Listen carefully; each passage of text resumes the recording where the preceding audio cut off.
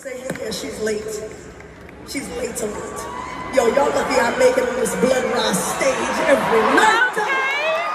Put my heart and soul on the stage. But I don't do it because they let me do it. I do it because I stand here in the name of God and I do it. God is the one who allows me to do it, who surrounded me with family and community.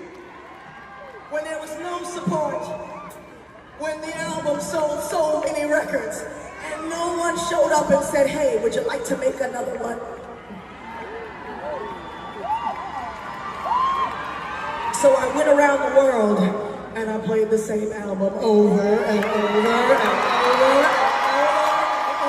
and over. Before I start this video, I would just like to say that I love Lauryn Hill as an artist, and I understand what she has done for hip-hop and music in general because she did more than just rap. The Miseducation of Lauryn Hill was and is one of the most monumental albums for our culture. So much so that after 25 years, she is still recognized for it to this day. Eating off of one album is a pretty impressive thing to do as an artist. It's very rare that actually happens. Most people wish that they could accomplish that at the level that she has.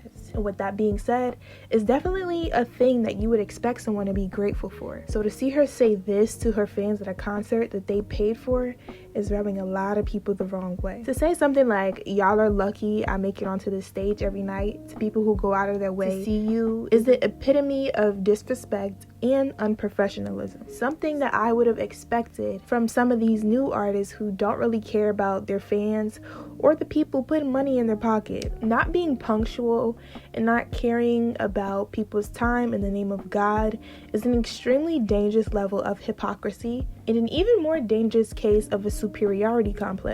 I'm saving souls and y'all complaining about my lateness. And since I'm not the only one who feels this way, people took to comments on Twitter and Instagram to express their feelings about being disrespected as fans. So much so that they even started debunking what she said about no one showing up to her door to ask her to create more music, which is something that I understand would be hard to believe, considering the fact that she has won multiple Grammys for The Miseducation of Lauryn Hill, was offered multiple creative roles, and was on her way to superstardom before she disappeared.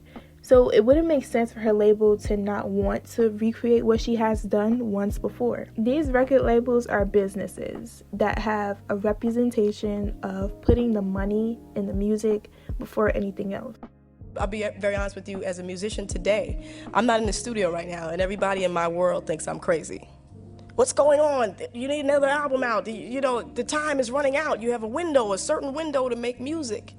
According to an article I read this morning at Rolling Stone, 12 million people bought The Miseducation of Lauryn Hill, and she was then established as one of the greatest female MCs, and labeled as a quadruple threat, leaving her no choice but to be seen as an A-list celebrity, which proves even further that what she said just doesn't even make sense. But some people really believe her never creating another album is really because she wasn't able to handle life in the limelight, and also because she suffered from a case of imposter syndrome, a fear of not being able to live up to the miseducation after almost 30 years. And especially because of how popular it got, an album like that with no skips out of the gate by yourself, that can be pretty intimidating to try to top. She said, I used to be a performer and I really don't consider myself a performer anymore. I had created this public persona, this public illusion, and it held me hostage. I couldn't be a real person because you're too afraid of what your public will say. The fact that she said this in 2000 on her MTV Unplugged live album actually makes more sense, and it's understandable because artists have a history of crumbling from pressure.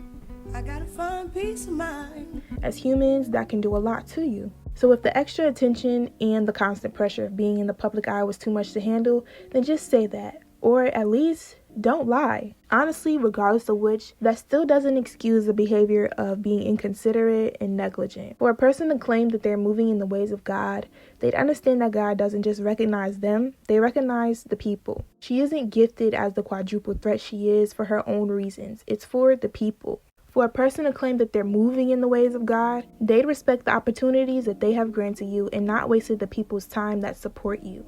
This energy gives the same energy pastors have when they take money for supposed charity and go buy themselves a new car in the name of Jesus. I hate when people try and use religion as an excuse for their bigotry, because not only does that mean that they're not as righteous as they claim, it also means that they look down upon others for being just as corrupted as they are, when the only difference is that they decide not to use organized religion as a crutch. Like, you're not the only one of importance, and just because people come to see you does not mean that they don't deserve respect or to receive everything that they came for. If Beyonce understands that and actually gives her all, putting on a stellar performance, then no one else really has an excuse, proclaimed legend or not. You would think that what she went through as far as the system being against her, that she would have more love and appreciation for the people riding with her through that journey while holding on to that one album for dear life. Being an artist is a thing of service for the people. It's a huge responsibility and not something for you to take advantage of. And I actually honestly find myself saying this about her so ironic, because on the album she literally made a song called Superstar saying this exact same thing. Now tell me your philosophy on exactly what an artist should be. Should they be someone with prosperity or no concept of reality? Now, who you know without any flaws, that lives above the spiritual laws, does anything they feel just because there's always someone there who applauds. So I wouldn't say it's disappointing, because I know she's human, but it's just crazy to me. It's important to hold artists accountable, regardless if you love their work or if you think they're a legend or not. But what exactly are you really to say when there's people that continue to buy her tickets? Because apparently they love being disrespected just as much as they love the music, but I'm not judging. Come on, baby, light my fire.